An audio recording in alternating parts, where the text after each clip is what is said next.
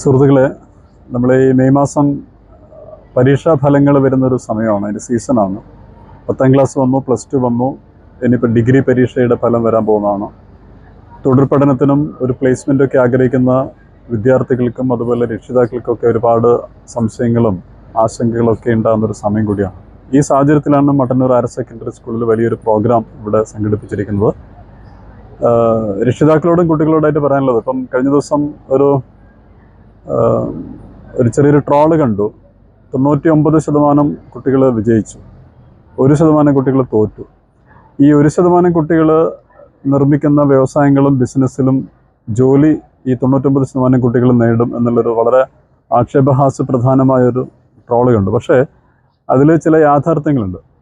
Full A+ എന്നല്ല ജീവിതത്തിലെ A+ എന്നെല്ലാവരും മനസ്സിലാക്കണം. നമ്മുടെ പരമ്പരാഗത കോഴ്സുകൾക്ക് SSLC കഴിഞ്ഞാൽ +2 കഴിഞ്ഞാൽ ഡിഗ്രി കഴിഞ്ഞാൽ PG എന്നുള്ള പരമ്പരാഗത കോഴ്സുകളുടെ കാലം കഴിഞ്ഞു. അതുകൊണ്ട് തന്നെയാണ് കണ്ണൂർ യൂണിവേഴ്സിറ്റിയിലൊക്കെ ഒരുപാട് ഡിഗ്രി സീറ്റുകൾ ഒഴിഞ്ഞു കിടക്കുന്നത്. ന്യൂ ജനറേഷൻ കോഴ്സുകൾ വ്യാപകമാണ്. അത്തരം ന്യൂ ജനറേഷൻ കോഴ്സുകളുടെ ഒരു ടീം ഓഫ് ഡെലിഗേറ്റ്സ് ആണ് ഇവിടെ സ്കൂളിൽ വന്നിട്ട് അവർ സ്വയം പരിചയപ്പെടുന്നത്. ഒരുപാട് സ്റ്റാളുകളിൽ കുട്ടികൾ അന്വേഷിക്കുന്നുണ്ട്. പലതരത്തിൽ ചെറിയൊരു പീരീഡിനുള്ളിൽ തന്നെ ഒരു ചെറിയ ഷോർട്ട് ടേം കോഴ്സ് കഴിയുക, അതൊരു ജോബ് ഓറിയൻറ്റഡ് തൊഴിലധിഷ്ഠിതമായൊരു കോഴ്സാവുക. അതിനുശേഷം അവരൊരു തൊഴിൽ പ്രവേശിക്കുന്നു. ആ തൊഴിലിൽ നിന്ന് വീണ്ടും പഠിക്കുകയും മറ്റ് ഉയർന്ന തൊഴിലിലേക്ക് പോകാനുള്ള ഒരുപാട് അവസരങ്ങളുണ്ട്. അപ്പോൾ സർക്കാർ ജോലി അല്ലെങ്കിൽ സർക്കാർ ശമ്പളം എന്നുള്ളൊരു കൺസെപ്റ്റിൽ നിന്ന് ഒരുപാട് മാറിക്കഴിഞ്ഞു നമ്മുടെ സമൂഹം.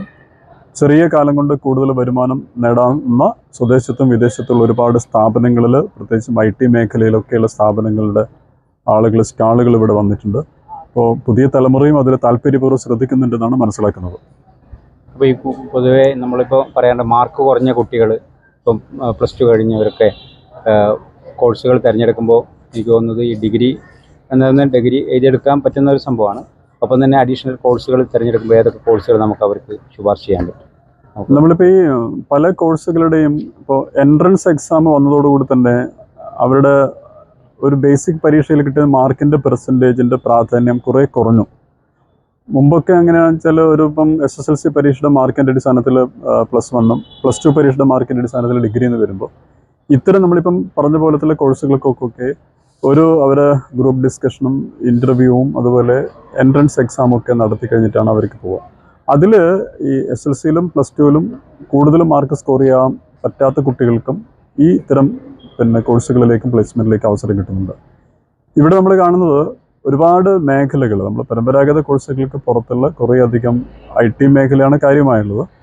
അതുകൂടാതെ ഇപ്പം ആർട്ടിഫിഷ്യൽ ഇൻ്റലിജൻസ് പോലുള്ള പുതിയ നിർമ്മിത ബുദ്ധി അത്രയും ലേറ്റസ്റ്റാണ് നമ്മുടെ സൊസൈറ്റി. ഇപ്പം അത്തരം മേഖലകളിലേക്കൊക്കെ പോകുന്ന ഒരുപാട് അവസരങ്ങൾ തുറന്നു കൊടുക്കുന്നുണ്ട്. അത് പ്രത്യേകിച്ച് പേരെടുത്ത് പറയുന്നില്ല, അത്രയധികം അവസരങ്ങൾ നമ്മൾ ഇത്രയേ പറയുന്നുള്ളൂ. സാധാരണ പരമ്പരാഗതമായ ഒരു വിദ്യാഭ്യാസ രീതിയും തൊഴിൽ രീതിക്ക് മാറി നിന്നുകൊണ്ട് അവസരങ്ങളുടെ ഒരു പ്രളയം നമുക്ക് കാണാൻ പറ്റും. അതാണ്, അവസരങ്ങൾ നിങ്ങളെ കാത്തിരിക്കുകയാണ്. ആ അവസരങ്ങൾ ഏതാണ് എന്നുള്ളത് കണ്ടെത്തുകയാണ് കുട്ടികളുടെ പരമപ്രധാനമായിട്ടുള്ള ലക്ഷ്യം ഉണ്ടാവേണ്ടത്. അതിന് രക്ഷിതാക്കളും അവരോടൊപ്പം നിൽക്കണം. അവരുടെ കോഴ്സ് അവരുടെ അഭിരുചി അനുസരിച്ച് അവരെ പഠിക്കാൻ വിടുക. അവർ ഇനിയിപ്പം കായിക ഇതിനോടാണ് താല്പര്യമെങ്കിൽ അതിനെ പ്രോത്സാഹിപ്പിക്കുക. അങ്ങനെ അവരുടെ അഭിരുചിക്ക് അനുസരിച്ച് അവരെ തുറന്നു വിടുകയാണെങ്കിൽ വലിയ വാതായനം നിങ്ങളെ കാത്തിരിക്കുന്നു ലോകത്തിൻ്റെ വിവിധ കോണുകളിൽ എന്നാണ് നമ്മുടെ മട്ടന്നൂർ ഹയർ സെക്കൻഡറി സ്കൂൾ മാനേജറായിട്ടുള്ള കൃഷ്ണകുമാർ മാഷ് പറഞ്ഞത്. അപ്പോൾ അതിനനുസരിച്ചുള്ള കോഴ്സുകളെ തിരഞ്ഞെടുക്കാൻ നമുക്ക് കഴിയേണ്ടതുണ്ട്. ആശങ്കപ്പെടേണ്ടതില്ല. എല്ലാ വാതിലുകളും നമുക്ക് മുന്നിൽ തുറന്നിട്ടിട്ടാണുള്ളത്. അത് അകത്ത് കയറണോ വേണ്ടയോ എന്ന് തീരുമാനിക്കുന്നത് നമ്മളാണ്.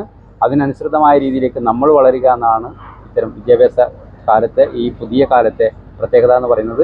അതുകൊണ്ട് നമ്മൾ ഇനിയും ഇത്തരം കോഴ്സുകളെ പറ്റി ഓരോ ആളുകളും ഈ മേഖലയിലുള്ള വിദഗ്ധർ നിങ്ങളോടൊപ്പം സംസാരിക്കും. ഇന്ന് ഞങ്ങളോടൊപ്പം സഹകരിച്ചതിന് ഒരുപാട് സ്നേഹവും നന്ദി അദ്ദേഹത്തിന് അറിയിക്കുകയാണ്. ക്യാമറ ചെയ്യുന്നത് അമൽമണിയാണ്. വീണ്ടും മറ്റൊരു വീഡിയോയിൽ കണ്ടുകൊള്ളാം. സന്തോഷം.